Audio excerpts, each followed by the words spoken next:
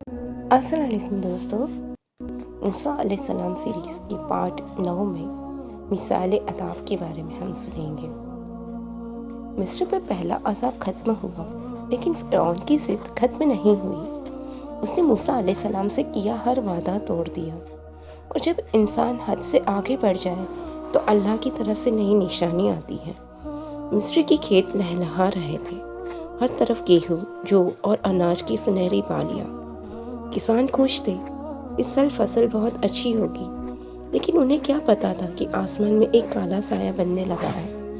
دھیرے دھیرے پورا آسمان اندھیرا ہو گیا۔ لوگوں نے اوپر دیکھا اور دنگ رہ گئے۔ لاکھوں کروڑوں ٹڈیاں ایک کالی آندھی کی طرح مصر پر اتر رہی تھی۔ ٹڈیاں کھیتوں پر ٹوٹ پڑی، سنہری فصل کچھ ہی منٹوں میں چبا کر کھا گئی۔ یہ مصر پر دوسرا عذاب تھا۔ کسان چلا رہے تھے، ہم برباد ہو گئے، ہماری سال بھر کی محنت مٹی ہو گئی۔ ٹڈیاں گھروں میں گھس گئی، خزانوں میں گھس گئی، ہر جگہ رینگنے اور اڑنے کی آواز گونج رہی تھی۔ فرعون پریشان ہو گیا۔ اس نے موسیٰ علیہ السلام کو بلایا۔ اپنے رب سے کہو اسے روک دے، میں قسم کھاتا ہوں میں تمہاری قوم کو ضرور آزاد کر دوں گا۔ موسیٰ علیہ السلام نے دعا کی۔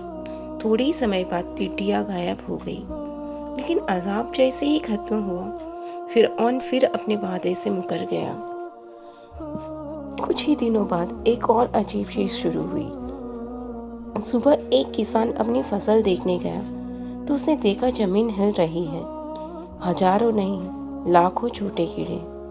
یہ تھا تیسرا عذاب، جوؤں اور کیڑوں کا طوفان۔ یہ کیڑے اناج میں گھس جاتے، انسانوں پر چڑھ جاتے، جانوروں کو پریشان کرتے، کپڑے اور برتن میں پھیل جاتے۔ مصر کی ریاست اس چھوٹے سے عذاب سے پاگل ہو گئی۔ فرعون کی سینہ تک پانی بھر گئی۔ واللہ، اتنی بے بسی پہلے کبھی نہ دیکھی گئی تھی۔ آخر کار لوگ چلائے، موسیٰ ہمیں بچاؤ، اپنے رب سے دعا کرو۔ موسیٰ علیہ السلام نے دعا کی، عذاب چلا گیا، اور ہمیشہ کی طرح فرعون نے پھر دھوکہ دیا۔ اب عذاب فرعون کو چیتاونی تھا۔ ہر عذاب فرعون کو چیتاونی تھا، لیکن اس کا گھمنڈ اسے اندھا کر چکا تھا۔ اللہ کی نشانیاں بعض لوگوں کے لیے رحمت ہوتی ہے اور بعض کے لیے آخری چیتاونی۔ اور مصر کی کہانی اب اور گہری ہونے والی تھی۔ کہانی جاری رہے گی اگلے پارٹ میں۔ اب تک کے لیے السلام علیکم، اللہ حافظ۔